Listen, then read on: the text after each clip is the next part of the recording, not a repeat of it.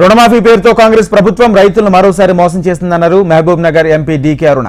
నిబంధనల పేరుతో రుణమాఫీ నుంచి తప్పించుకునే ప్రయత్నాలు కాంగ్రెస్ శ్రీకారం చుట్టిందని మండిపడ్డారు.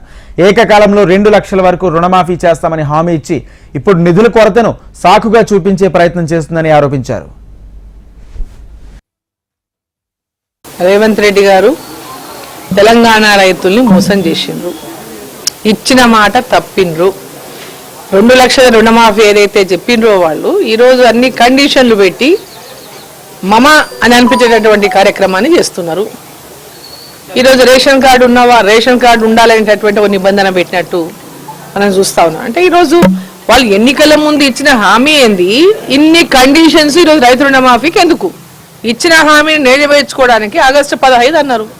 ఆగస్టు 15 రోజు లోపల ఇన్ని కండిషన్లు పెట్టి దాన్ని మొత్తం ఎన్ని తక్కువైతే, ఎంతమంది రైతులను తక్కువ చేస్తే, ఎన్ని ఎకరాలు తగ్గిస్తే అంతటటువంటి తగ్గించుకునేటటువంటి ప్రయత్నాన్ని చేస్తున్నారు తప్ప ఇన్ని నియోజకవర్గాలు తిరిగి జిల్లా తిరిగి రైతుల యొక్క సమావేశాలు ఏర్పాటు చేసి సూచనలు సలహాలు, మరి హామీ ఇచ్చే ముందు కూడా అటువంటి సలహాలు సూచనలు తీసుకోవాల్సి ఉండే. వీళ్ళు వరంగల్లో ఏదైతే వాళ్ళు రైతుల కోసం ఆనాడు డిక్లరేషన్ అని చెప్పి చేసిండ్రో, మరి ఆ రోజు ఎందుకు వీళ్ళు అందరి యొక్క అభిప్రాయం తీసుకొని ఒక మీటింగ్ ఏర్పాటు చేసి దీన్ని అనౌన్స్ చేయలేదు?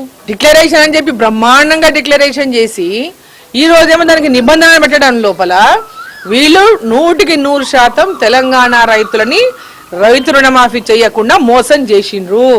నిబంధనల పేరిట ఈ యొక్క రైతు రుణమాఫీ పథకాన్ని తుంగలో దొక్కేటటువంటి ప్రయత్నం చేస్తున్నారు. ఇచ్చిన మాట తప్పినటువంటి పార్టీ కాంగ్రెస్ పార్టీ. ఈరోజు అసలు నిబంధనలని ఈరోజు కొత్తగా జిల్లాకు పోయి సూచనలు ఏంది, సలహాలు ఏంది, మీటింగ్లు ఏంది?